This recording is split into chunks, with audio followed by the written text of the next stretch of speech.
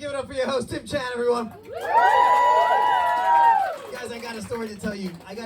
Before I get the show on the road.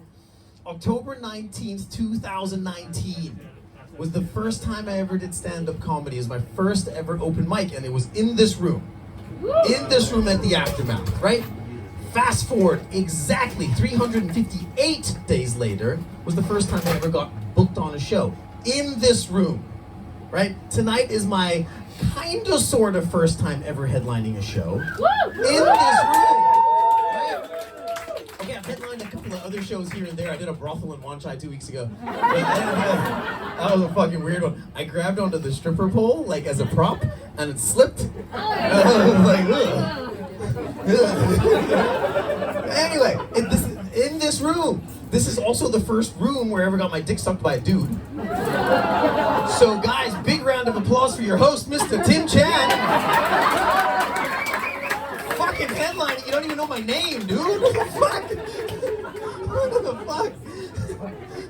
So anyway, and by the way, he definitely has sucked dick before. He knows what he's doing. I am born and raised here in Hong Kong, guys. I've been here pretty much my whole life, and I've got to say, there's a couple of things that still irritate the fuck out of me. Racism is one of them. One of the things that bothers me. Everywhere, I was like, okay, let me just explain. I live in a building, right, like all of us. And, oh, party Bob. Too funny. You're lucky you're hot. So I live in a building, and I walked home, and for the first time my security guard was awake, right? So I walked on in, and I was carrying a pizza, and as I walked on into my building, my security guard was like, wait, you need to sign the book. It was right around the time of the protest, right? So I was like, all right, fuck it, right? Muk Venkataraman. Don't forget, apartment number. I was like, all right, 9L, 9L, dude, 9L. Also, don't you forget, apartment, company name. Company name. I said, hey, Antonio, look up here. Wow, Muk wow, I know see you, I'm so sorry. You are carrying the pizza, you are also Indian, so I'm thinking... Yeah, I'm thinking what? You think I work for Deliveroo? Fuck, man, this shit follows me everywhere I go. Everywhere I go. Tonight, coming to the show, I walk past Bantai, which is right outside, and there's this chick drinking a glass of wine, and she walks in, she sees me walking past, she's like, oh my god, I'd fuck that Deliveroo guy. What the fuck? Everywhere I fucking go, it follows me everywhere I go. My wife, my wife is not racist, but she says stupid racist shit because she's white. Okay? Like, so we're at welcome, we're standing in line at welcome, and she's like, oh my god, babe, can you smell that? Can you smell that? Oh, somebody needs deodorant. Must be an Indian guy. What the fuck? I'm right here! Babe, I'm right here. Shit! I love my wife very much. I just take the piss out of her a lot in shows because she's easy material. It's very easy material, but she's a trooper, man. We have 2 kids, right? We have 2 kids. Oh, thank you. We got 2 kids together. And raise your hands if anyone here has kids. All right, a couple of people have kids. For those of you guys who don't have kids, fucking make one. It is the biggest chick magnet you're ever gonna have in your life. In your life. Okay, so I walk around with my kid in the thing, in that baby carrier, right? And I was in a Pacific Coffee, and this lady was like, oh my god, your baby's so adorable. Daddy's kind of cute too. Oh, she called me daddy. The girl called me daddy, you know? Right? And then another girl comes up like literally 5 minutes later. She's like, oh my god, your daughter's so pretty. It's a he, but whatever. Right? Your daughter's so pretty. And the kicker, this lady comes, she's like, oh my god, your child looks so exotic. Well, what is it? What's the mix? Right? I was like, well, he's half Indian and he's half white. She's like, oh, I'm so glad that gay dads are being accepted in society. What the fuck? Listen, she was hot, so I didn't want to lose face. I was like, oh my god, I know. I'm doing expat housewife shit with this lady now, right? I'm going for coffee and Ula with her, right? I'm working out with her personal trainer, which is fucking stupid because I am a personal trainer for a living. It's fucking doing my head in, man. Jesus. The problem though with having a baby. The problem is, well, I've actually got 2. But the problem with having a baby is your Mrs. Vagina is no longer yours. It's no longer yours. Literally days after you find out that you guys are having a baby, 8 people will have stared at her vagina. 8 or 9 people. It's fucking ridiculous, man. Because they gotta go to this thing called an OBGYN. It sounds wet, right? It sounds disgusting. They gotta go to the OBGYN, and they go to see the OBGYN, and the OBG just kind of looks at her vagina, right? Like this, along with 3 nurses who are just like,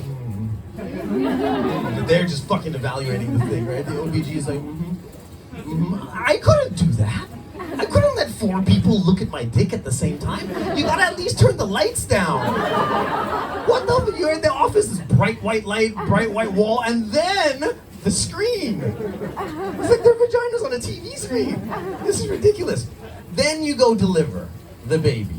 And for whoever says the delivery room is a magical place, it's full of shit. It's a horror story. Right? It's a horror story, right? We heard a lady delivering while we were being rolled in.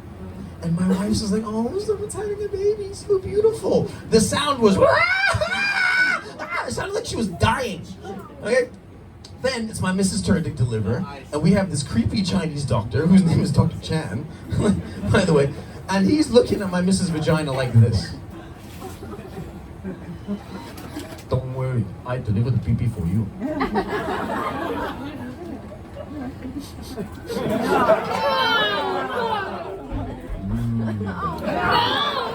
It's fucking disgusting, man.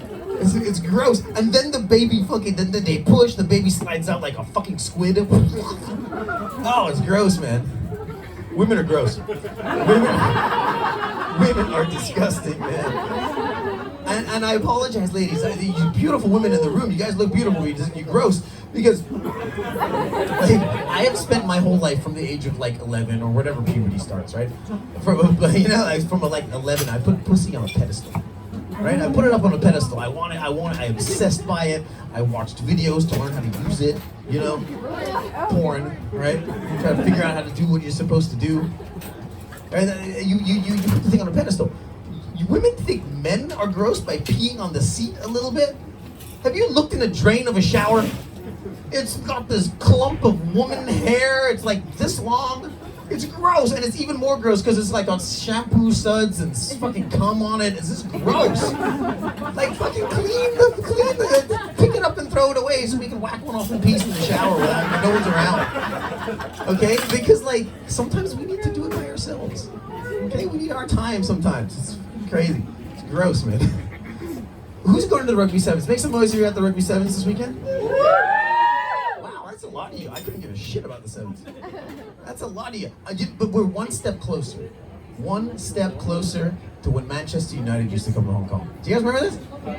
Yeah, right? Manchester United used to come and play against a random football team like the Kitschy Farmers. Right? I need to move this table out of the way in case I fucking break something when I do this one. Right? They used to play against some random team called the Kitschy Farmers. And what they would do was they would give the ball to a local guy with an open goal. The guy would fire a shot at the goal and miss by miles. 40,000 people in the Hong Kong stadium would go, phew. What other country do 40,000 people go, fuck? All at the same time, man, it's ridiculous. It's nuts. I'm so happy we get to do comedy again. The government rules are changing. They're constantly changing, right? They're constantly trending in the right direction. We're constantly getting close to being there, right? 21 days goes down to 14, 14 goes down to 7, 7 goes to 5 plus 2, which is fucking stupid because it's the same as 7, right? And then they're like, no, is it different? Don't worry, is it different? No, 5 plus 2 is the same. No, 1, 2, 3, 4, 5, 6, 7, Okay, don't worry, we make something else. Now it's 0 plus 3, that's okay, it's a little bit better. But it's constantly trending in the right direction. Live performances are now allowed in bars. We were not allowed to do this. We were really not allowed to do this. We were doing this shit underground, like risking it, right? So it's slowly going. But here's the problem, like how many loopholes are we gonna jump through to trend in the right direction but never actually get to the finish line? This is my problem. Us performers, we all had to get 2 PCR tests within 48 hours of the show and a rat test like at the venue. That's the rule. That's what. So we're constantly trending in the right direction. We're constantly getting there. We're almost at the finish line. We're just never going to get there. It's like trying to make a woman come. It just doesn't happen. It doesn't ever happen. Like you're constantly doing things and doing things and doing things. You know, I'm going to get there. I'm going to get there. And then you finish, and then she's like, "Oh, it happens to lots of guys. It's fine." Like you just never ever actually ever get there. It's freaking ridiculous. So, God, where'd fucking Ken Jeong from? There was a guy here dressed like Ken Jeong from The Hangover. Where'd he go, man? What's his name? Fuck, Fried? Isn't that what it means in Cantonese? Chow Chow? Your name is Fried? Where'd he go? Fuck it, we'll talk to that guy later. We'll talk to him in a minute, man. So, my wife now, she was actually a Tinder date when we first met. You know, we met on Tinder. Yeah, we got pregnant in like the first month. Right? Yeah, she hates when I tell people it was a Tinder date. She can't stand it. She can't stand it. She's like, babe, don't tell people that. It's not classy. I said, well, what the fuck? Tell them what you want. What do you tell them? She goes, oh, I tell people that we met on a social media platform for singles. I'm like, just tell them the truth. You were swiping on a Friday night and you're like, oh, that's a pretty hot Deliveroo guy. I'd fuck him. That's how I meet a lot of women. I meet a lot of women that way. You know, where'd the French girl go to? Oh, is she back? Is my wife back? Oh, no. Oh, Chow's here. I thought my wife was back.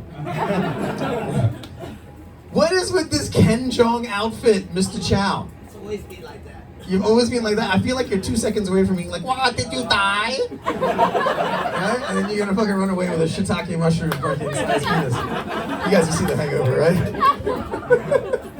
I think that's funny, man. You know, as comics, we are very blessed as comics. We get to do different rooms. Every now and then we get to do this, we get to do other comedy clubs, we get to do bars, restaurants, blah, blah, blah, right? I did stand-up comedy in San Francisco and I did it at a gay bar once, right? Yeah, I did it at a gay bar. And we have this skill called reading the room. You know, you kind of read the audience, right? You kind of read the room. And at the gay bar, as I got up, I was like, hi, how you guys doing? My name is Muk. And there's somebody in the crowd is like, oh my God, take off your shirt, take off your shirt. Right? So me, I was just like, you know what, motherfucker, you take off your shirt. The whole bar started taking their shirts off. Oh, fuck, I read the room wrong, man. I read the room wrong with that one. But like, it up. Who said it? I want to see if you're cute. Okay, we will talk later. Give me my number. But you know what, so we do different rooms, right? And we got to do a place called the Upper House. Have you guys heard of the Upper House? It's a very posh hotel. It's a posh upper class crowd. They're very stiff. They're very stuck-up people. I like the dive bars. I belong in the dregs of society like you guys. Here, in the dive, right? But they're a very stuck-up crowd. Like, I couldn't tell who I hated more, if I hated the Upper House or Soho House. I couldn't tell which ones I hated more. Anybody here a member of Soho House by any chance? No! You're a member of Soho House? See? How old are you? 27. 27. Oh, did you just make the cutoff by not paying a membership? By 2 weeks. By 2 weeks. So you got into the Soho House for free. Yeah, basically. Paid $800 or something like that? It's 7. $700. Yeah. Do you know what the members pay? Do you know what this guy would have to pay to be at the Soho House? Something like 30 grand. 30 grand, and then you get fucking delinquents like this guy paying $800. It's ridiculous. It's meant to be a place for creatives. Hey, I'm a stand-up comic. Could I be there too? Yeah, probably good. Right? And apparently, when it first opened up, it's like, oh, it's where all the cool people go. It's the cool people's place to be. I worked there for a little bit, right, as a trainer. I got to work there for a little bit. Howie hired me. He fucked up with that one. Because he works there. And I got to work there. I got to take a look at all the people. Like, this is the cool kids? I fucking know all these people. They're not cool. I know every single one of them. Did my head in, man. Are the French ladies here too? Did they leave? Did the French girls go? Because I was about to say my ex-wife is French, so I was gonna just tell the girl who's French. She's like, my ex-wife is French. You get the fuck out of here. She's gone? Good. Fuck her. There used to be, you know, at the rugby 97s, they used to, I don't know if they still do it, but they used to sing a song called Fuck the French, fuck the Stand French, up if you fuck the hate the French. French. Oh no, sorry. Stand up if you hate the French, stand up if you hate the French. They used to sing that song, I hope they still do. You know, my ex-wife was lovely, but, right? My ex-wife was lovely, but we all do stupid things for comedy, and you know, I needed material, so we broke up. You know, I'm giving you my life story a little bit. I also used to live in America for a little while. I lived, this maybe tells you the accent. I lived there for about 11 years, 11 years. And I got in a little bit of trouble while I lived in America. I got in a little bit of trouble. I got arrested. I went to jail for 14 days. I was locked up for 14 days. It doesn't matter what I did. What'd you do? Everybody goes to jail, right? Have you been to jail, sir? Yeah, you've been as well? You have, yes? 14 days, 13 days. 14 years. I'm gonna say... Yeah, Joe, oh my God, I love to say, you know? Shit. I'm interested in you, actually. I was gonna save you for later. I might as well get into this right now. You still got like a sore thumb, kind of, sorta, in the room. You look like a baller, but you got an Apple Watch. Like, you got a nice suit, but he's got some weird shoes on and orange socks. Feng Shui style? Are you French as well? Oh, no. No, you know what? I'll give you that. I'll give you that. You got a good accent too. You sound like Jean-Claude Van Damme. You got a good accent going on as well. But anyway, speaking of prison, like you and I. So I got locked up for a little bit. And the prison cellmate that I was with, right? He was a very nice guy, actually. He was in there for domestic violence. With the same wife. Oh. The same wife. That's prison. I was married for 12, bro. I was married for 12 years of my life. I ain't gonna get back. I was married during the Bush administration. But anyway, I got arrested. I was in jail 14 days. My prison cellmate, he was a very nice guy. He was in there for domestic violence, right? Now, listen, I'm not for violence with women. I absolutely not. Never raised my hand at a woman, nothing. Absolutely never. He was gay. So he was in there for domestic violence. So I can actually say that bitch deserved it from what he told me. Anyway, he told me, when you get arrested, and if you've had a couple of felonies, which I had, when you have a couple of felonies, if you don't get into any trouble in 9 years, none, they drop off your record. I have reason to believe this guy. We're in the same room. He's the only person I'm talking to, right? So I have reason to believe this guy. I left the United States in 2006, and I did not go back until 2019. Okay? Not for any reason, it's just what happened. I just never had the opportunity to go back. But when I did go back, I was fucking nervous.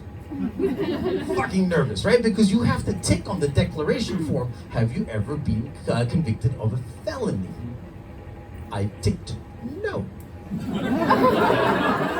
Okay? Because it should have dropped off by then, right? So I ticked no. I was with my then pregnant girlfriend, who is now my wife. Okay? We were flying to New York. I didn't tell her this. I didn't tell her. So, you know, she's carrying my child. I never told her I went to jail. It's a bit fucked up. We land in New York. I'm sweating as the plane's fucking coming down. We landed in New York. Got off, you know, walked to the immigration, border control, whatever they call it, put the passports down. The guy looks at the passport. So, welcome to America. I said, yes, fuck it, I got away with it, I'm here. I did it. Literally, I walked 5 meters. Oh, hold on a second. I was like, fuck, they got me. Fucking got me. I was like, all right, I got this. Whew, sweaty. Yes, sir, what's the problem? You ever been to Pakistan, sir? Pakistan? No, not really. No. You sure about that, sir? At that second, I realized this had nothing to do with my felonies. I've never been happier to be confused for a terrorist in my life. Yes! This guy's confusing me for a terrorist. Okay, Muk, don't do no dumb terrorist shit. That's what I told myself. I was like, no, sir, never been to Pakistan. What are you doing here in New York, sir? Nothing, man. I'm just here to have a blast, man. That's blast. I'm good. What else you got going on here, sir? I was like, I heard New York is the bomb, Times Square is the bomb. I'm gonna go there. Oh, fuck. And then my bimbo of a girlfriend, she's like, yeah, we're here to blow up New York. Oh my God, yay. I'm like, babe, shut the fuck up. Anyway, I got through. I got into America, thank God. And I actually haven't traveled since then. Since then, because COVID kicked in. COVID has kicked in. But prior, the one trip before New York was Phuket, which I'm going to again on the 10th of December. I cannot wait. I can't fucking wait, man. I'm sick of this shithole here. I need to get out, right? But this is the problem. Every time I travel somewhere, shit happens. Shit happens, right? Went to Phuket with my then girlfriend, not pregnant. Flying to Phuket. And as we're flying to Phuket, the plane rumbles. Lights turn off.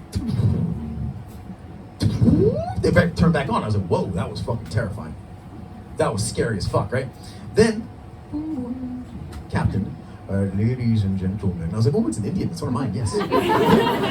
Ladies and gentlemen, we are experiencing a little bit engine difficulty. We are turning the plane, not landing Phuket, but we're landing Vietnam. I said, okay, we're going to Vietnam. We're landing there, okay? They're going to fix the plane, we're going to land there. As we're flying towards Vietnam, everything turns off. Have you ever been in a plane when it's pitch black? Fucking scary. Pitch black, not a single light anywhere. Everything turns back on. Okay? He goes, ladies and gentlemen, just fastening seatbelt, please, because we are having a little bit difficulty. Okay? The plane comes coming down, and I'm looking out the window being like, this shit is going fast. This shit is going very fast. The plane fucking bounces up the runway, skids and lands and stops. Everyone starts clapping. Yeah, we're alive. Yeah, fuck, thank God, right? The captain then comes out being all smug. Indian guy.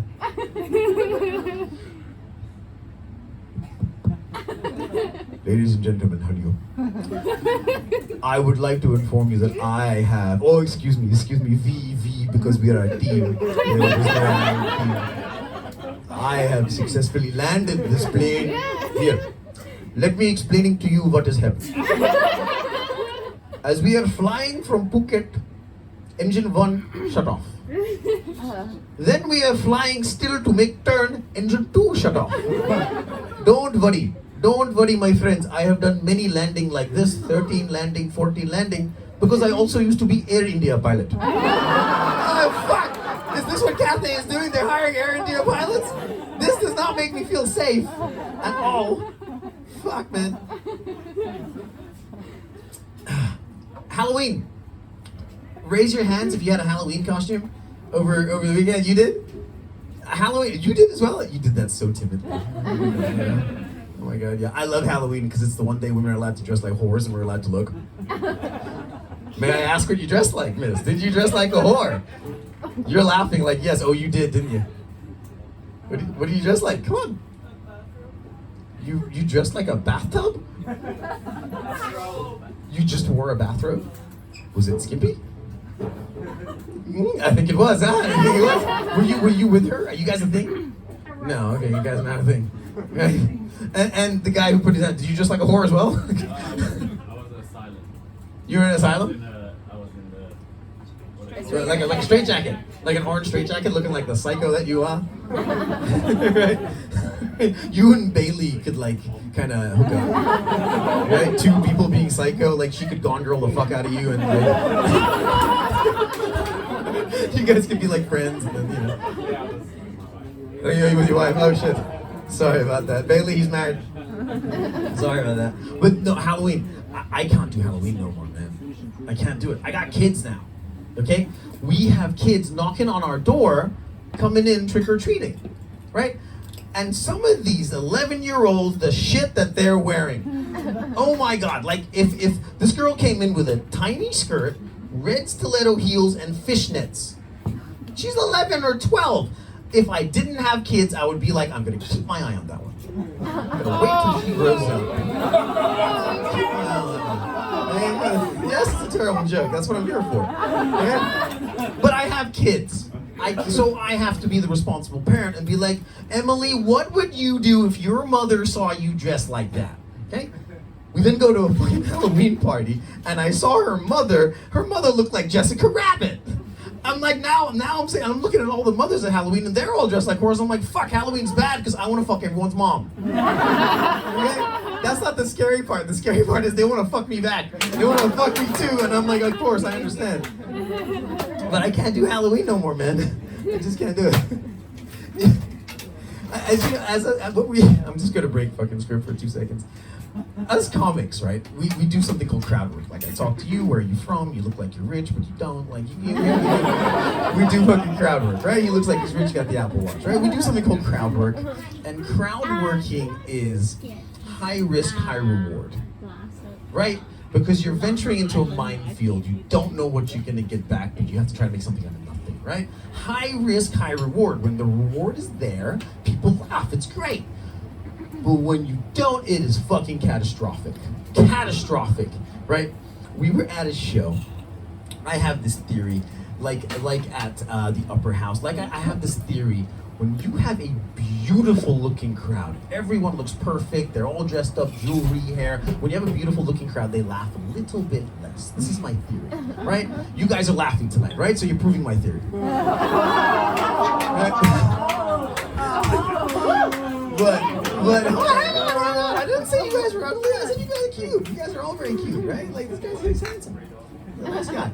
But this is my theory. When they're really, really, really beautiful people, they don't, right? There was a guy who looked like the plastic surgery Ken doll guy. Do you know what I'm talking about? The guy who, beautiful looking man. He was a very beautiful, but everything was perfect, right? And I was just like, this guy's too obvious. I thought to talk to him. It's too obvious. So I looked at the guy. I was like, what's your name, sir? What's your name? And he's like, Barnaby. Nothing moved, right? I was like, and because you need to read lips a little bit to get people. I was like, why? He's like, Barnaby. I was like, dude, have you had so much Botox in your life that you can't move your face? And I started to try to go to town on this guy, right? His wife next to him, right? Australian lady. She's like, oh, I'm so sorry. Hi, Barnaby's had 3 strokes recently.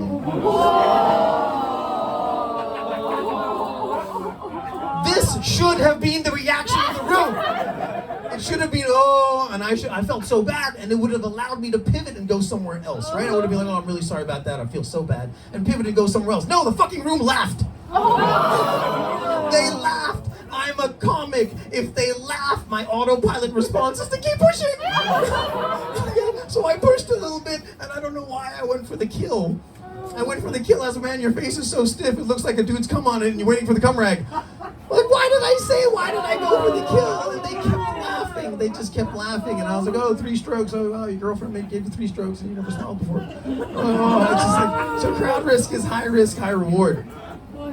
Anyway, sir, you by yourself tonight? Oh, you with this guy? Oh, no, you with him. You 3 are all together. Oh, you guys, oh, no, you 2 are together and you're just sitting in the middle? What the fuck? Why are you being a third wheel to these 2 guys? You just want to be a disruptor? Or be like an Elon Musk, like a disruptor?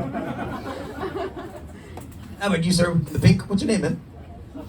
Sasha. Sasha, where are you from? Switzerland.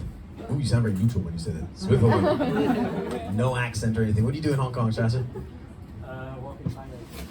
Like everybody. Work in finance. What the fuck does that mean, man? What does that even mean? How about yourself? You work in finance with this guy? You work for him!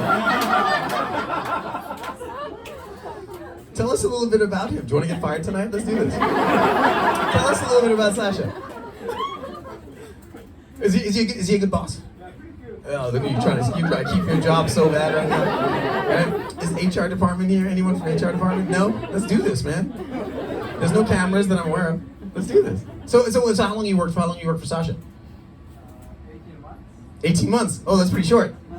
Are you still on probation or some shit? 18 months. Yeah? No, not really. I'm not getting anything from this guy. Okay. You gotta give me something to work with, That's why I say high risk, high reward, and I'm fucking dumb. Like I told you guys, I was married for 12 years prior, right? My ex-wife was French. My current wife is from Belgium, so I don't know if that's a trade-off or not. I can't tell. But in this period while I was single, in this period while I was single, I was dating people. I was on the apps. I was on the Tinders and blah blah blah. I was on the apps. I was doing my thing, right?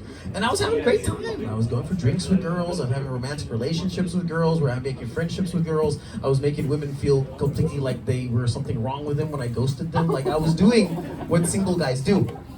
And I was trying to figure out, do I have a type? Based on the people who I was dating, do I have a type, right? And I definitely did have a type. It was definitely the people who would sleep with me. But I ended up coming down to the conclusion that my type was white women. That was really my type. I don't know if it was a payback for the colonial era thing. I'm not sure, but definitely it was definitely white women. Maybe, and I thought a couple of reasons. Why is it white women? Are they with us brown guys? Are they with people like me because they need culture? Because white people's culture is pretty washed out. They don't really have much of a culture, right? Like I say, my ex-wife was French, and she was like, I want to be more cultured like Indian people, so I'm going to go to a yoga ashram. Right? Fuck, okay. So, because India is a beautiful place. I'm like, what? Have you not seen Slumdog Millionaire? India is a verified shithole. Okay, she's like, no, India's a beautiful place, and everyone's happy, and everyone stands like this. I said, what fucking planet are you on, right?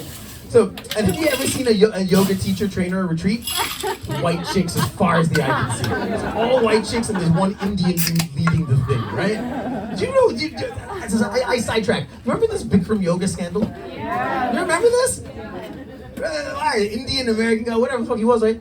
He was an Indian guy, and it was fantastic. My parents don't even know what yoga is, and they're from India. Okay? So I was telling my dad about this Bikram yoga guy, and my dad was like, he did what? What this guy did? I was like, oh, he scammed a whole bunch of people. He's like, how many people? Thousands of people. This man is a genius. What? He's like, this man is a genius. This is an Indian businessman. This man is a genius. Right? Anyway, so white women ended up being my thing, right? And I ended up eventually coming down to the conclusion that white women are just easy. That's why they're my thing. White women are the only ones that'll give minorities like myself a chance. Okay? Look at these two. White woman and a Japanese guy, right? Exhibit A. Right there. That's Exhibit A right there. Right? It's the truth. So white women are my thing. And, oh, thanks. Thanks so much. Fuck, let's get this show going. So one of the girls who I dated, white chick, Australian girl, she lived in a place called the J Residence. Does that ring a bell? Okay, so it does. For the people who don't know the J Residence, it is where a sleazebag banker murdered two hookers, almost of course.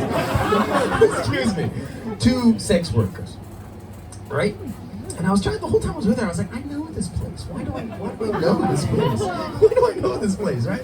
Anyway, so we're together. We're doing our thing, right? We're fucking going to town, right? This table's gonna get it tonight, right? So we're going to town. We're doing our thing, and she's just like, okay, a little bit to the left, to the right, okay, softer, harder, softer, harder, softer, harder, softer, harder. I was like, fuck, bitch, you are as confusing as the Hong Kong government rules right now. Chill, and I realized, okay, I don't like Australian accents, right? And she's just softer, harder, softer. I was like, I could strangle. Oh, I know this place. I definitely know this place. I'm gonna do, whoops, it's the wrong bit. I know this place very well. Like I say, like, you know, white women, that's my thing, right? And I now, being born and raised in Hong Kong, I lived in Tsim Sha Tsui, I lived in Mok Kok, I lived in Chung King Mansion for a while, I lived in Tin Hau. I've now made it. I've now got it. I live up in the mid-levels now. That's right. That's right. I have got that expat life, right? I got the expat life up in the mid-levels, and it's a big deal. It's a big deal, not only to myself, it's a big deal to a lot of my friends, a lot of my local friends. I have a guy who I work with at the gym, his name is Perry, a Chinese guy. And he said to me one day, he's like, well, Muk, I need you tell to me, your girlfriend, it's a white lady, huh? White woman. Like, yeah, she's a white chick, You make pregnant already? You make the baby? I was like, yeah, we have 2 kids. He's like, wow, amazing. You are local Hong Kong success story. What? You are Hong Kong also Indian, Indian minority. Hong Kong people don't like you. But you make the white lady pregnant, go for mid-level. Good for you. That's a big deal. You know, and fuck, thank you guys for laughing at that one, right? Because, listen, you've heard me talk for the last 10 minutes or so, whatever it is, right? I've been accused as being a racist here and there. And no one's wrong, okay? I am, right? But after a show, this girl confronted me, right? She confronted me, she came up to me, she's like, you know what, you. You're a fucking racist. I was like, wow. Right? I was like, oh, I'm so sorry. Please explain to me, how did I offend you? What was racist from what I did compared to you? She's like, you know, it's all that stuff you said about Indian people. What? Have you fucking seen me? Well, I'm taking the piss out of myself here. She's like, no. You know what you're doing? You're making it seem like people of color want the life that white people have. It's true, dude. The fucking yes! Exactly, that's exactly what we want. In my culture, we have a caste system, right? You work your way through the caste system, then you take your business international. That's what we do, right? I was like, yeah. I'm sorry, but that's what we do. And she's like, you know, you're really not like that on that show of yours. Show? What show? What show? You know that one you have on Netflix. What are you talking? You know, you live in New York, you're dating all these girls, you know, you're using Tinder, you're on the app. Oh, whoa. Do you think I'm a master of none? Do you think I'm Aziz Ansari? Right? She's like, yeah, well, you guys look the same. I'm like, oh, we look the same. Brown people look the same. Who's the fucking racist now? Right? I'm happy she confused me for Aziz Ansari versus the fat Indian comedian, fucking Russell Peters. Right? Do you guys know Vivek Mahbubani by any chance? Yeah. The Hong Kong comic Vivek Mahbubani? I one time accidentally said his name at the end of that joke, and he was in the room. Oh my god. I just by accident I said that name. But anyway, like I said, I was married for 12 years. And so was my wife. My wife was married for 10, right? We bumped into her ex-husband, right? While she was pregnant, 8 months pregnant. He didn't know she was pregnant, right? He was walking. Now, my wife, she's very tall, right? So from behind, you couldn't tell she was pregnant. But from the front, fucking, right?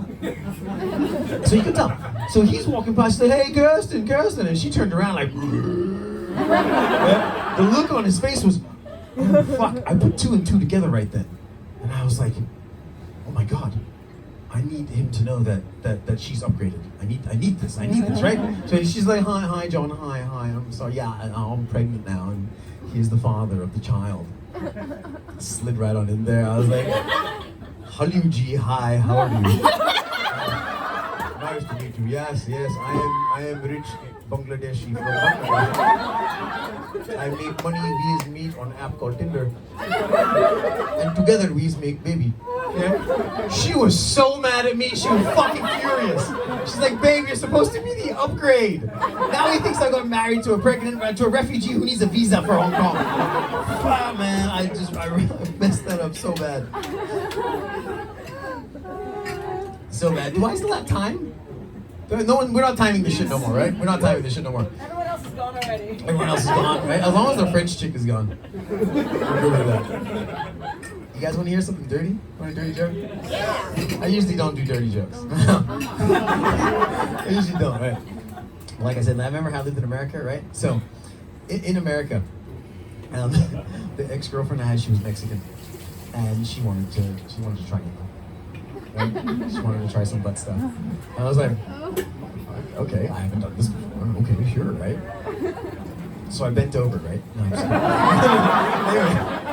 anyway, so I was like, okay, let's do this, right? Let's try it.